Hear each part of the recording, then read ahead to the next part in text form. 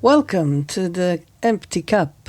I'm Tsering Padron, and this podcast is a small pause in the middle of our busy lives. A moment to look more closely at our mind, at our reactions, our fears, our hopes, and also the possibility of meeting life with more clarity and kindness. And these reflections are not about having the right answers. There is no right or wrong here. They're just invitations to slow down, to question the things we assume, and perhaps be more open to the simplicity of the moment. So wherever you are, just take a breath, hold your empty cup, and let us pour some tea for thought.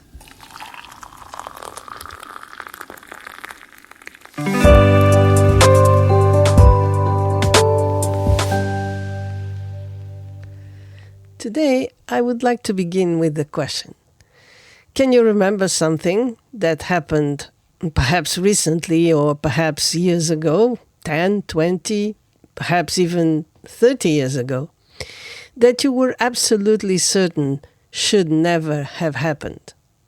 Perhaps someone left you. Perhaps you lost something precious. A relationship ended. You became ill. You didn't get the job you wanted. Someone betrayed your trust. At the time, it felt unbearable. You thought this shouldn't be happening. Almost all of us know that feeling. As human beings living in samsara, we all experience disappointment, injustice, abandonment, rejection, frustration, grief. And our first impulse is almost always the same. We protest, we blame, we accuse, we demand justice, we want life to explain itself. We feel it has treated us unfairly, and perhaps that is a perfectly natural place to begin, because pain hurts. Loss hurts. Not being seen hurts. Of course we react. We protest. We blame. We accuse. We feel victims. But if we mature a little bit, and if we start practicing some form of awareness or maybe some spiritual path, something very interesting begins to happen. Because we slowly discover that we are not the only ones carrying wounds. Our parents were struggling too. Our partners, our friends, our siblings, even those who hurt us. Each one was trying in their own imperfect way to find happiness while carrying fears they barely understood themselves. Patterns they have been handed by others. Unconscious beliefs that shaped their view of the world. This, of course, doesn't excuse harmful behavior, but it changes the way we see it. Blame slowly gives way to understanding. Understanding softens into compassion. And forgiveness then becomes possible. Not because what happened was acceptable, but because we begin to see the humanity behind it. Perhaps also that because we have lived a bit more and broadened our perspective, we have seen ourselves react in similar ways we have accused others of. So things become more relative, much less absolute. Not absolutely bad, not absolutely good. Understandable. Then, after some more years of practice, yet another layer can reveal itself. We begin to notice something surprising. Many of the things we once called obstacles became actually turning points. The relationship that ended, the opportunity we lost, the plans that failed, the dreams that never came true. At the time they felt like disasters. Yet now, looking back, we sometimes realize that those very moments redirected our lives in ways we could never have imagined. Sometimes they protected us. Sometimes they forced us to grow. Sometimes they opened doors we would never have chosen to walk through voluntarily. Gradually, a kind of gratitude begins to appear, not because suffering is pleasant, but because we begin to trust that life is often wiser than our own immediate preferences. And for many of us, the journey stops there. And that's already quite a beautiful transformation. To move from resentment to compassion and then from there to gratitude is no small thing. It's transformative, healing, beautiful. But occasionally, something even subtler begins to happen. Almost without noticing, our fascination with the little self starts to relax. The small voice that constantly saying, oh, my life, my success, my failure, my happiness, my suffering, begins to lose some of its urgency. Not because we stop caring, but because the center of gravity is quietly shifting. And then one day, perhaps while walking or meditating, perhaps while washing the dishes, perhaps for no apparent reason at all, we look back over our lives, all the victories, the failures, the heartbreaks, the celebrations, all the plans that worked and all the plans that collapsed. And suddenly something becomes astonishingly clear. The flow of life has never stopped. Moment after moment, breath after breath. It has continued exactly as it always has. Seasons came, people arrived, people left, children were born, loved ones died. We loved, we cried, we resisted, we celebrated, and life simply kept unfolding. Something in us has been constantly asking, why is this happening to me? But now another possibility appears. What if life was never happening to us? What if it was just simply happening?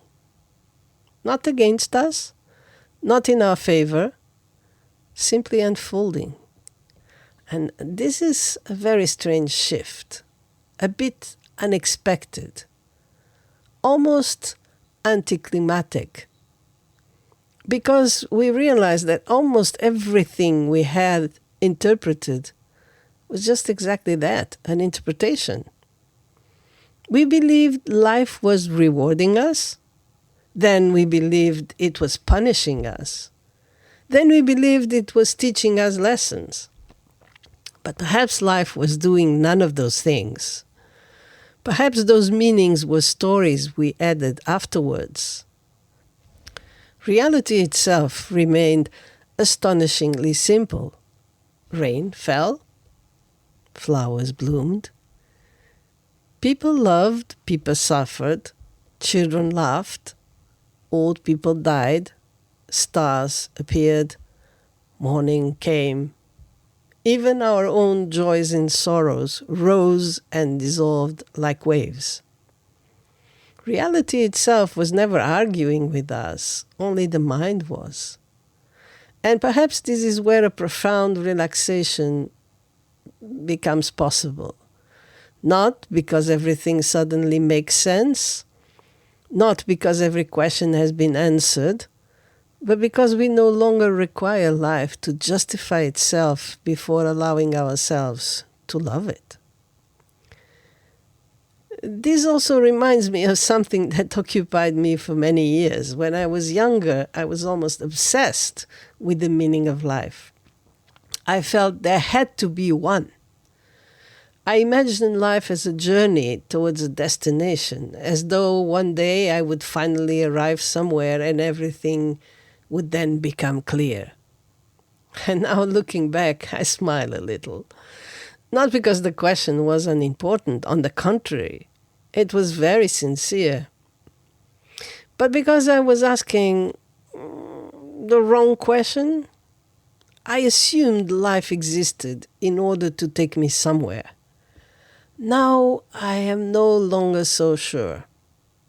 Perhaps life isn't traveling towards a conclusion at all.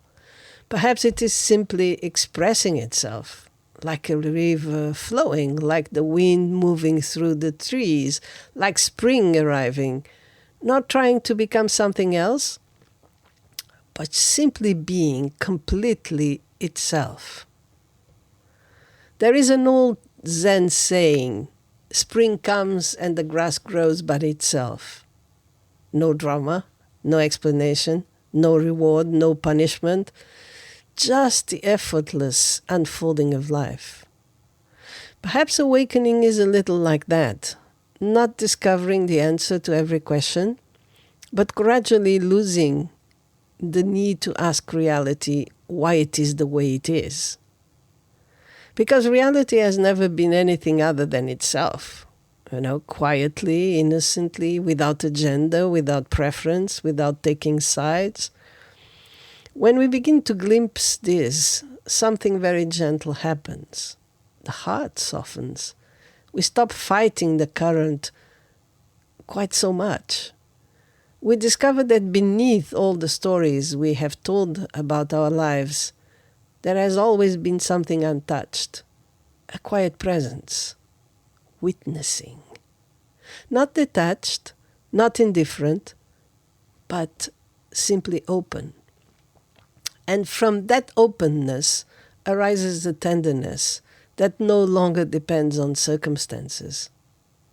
And perhaps this is why the great masters often smile. Not because life has become easier, not because they have stopped demanding it to be different. Nothing was against them. Nothing was ever for them. There was simply this mysterious unfolding, and perhaps every now and then, if we become very quiet, we can feel ourselves being carried by it too. So now, my obsession about the meaning of life makes me smile a little. Because now I see that perhaps from the very beginning, there was nothing else than life simply expressing itself. Like the sea making waves, or the clouds crossing the sky, or spring arriving without needing a reason. The search itself was part of the unfolding. The longing was part of the unfolding. Even my need to find the meaning of life belonged to life. And one day, almost without noticing, the question became quieter. Not because I had found the answer, but because I had begun to inhabit the mystery instead of trying to solve it. And here we are. Thank you for listening. I hope it made some sense. And until the next time, keep the cup empty and the heart open.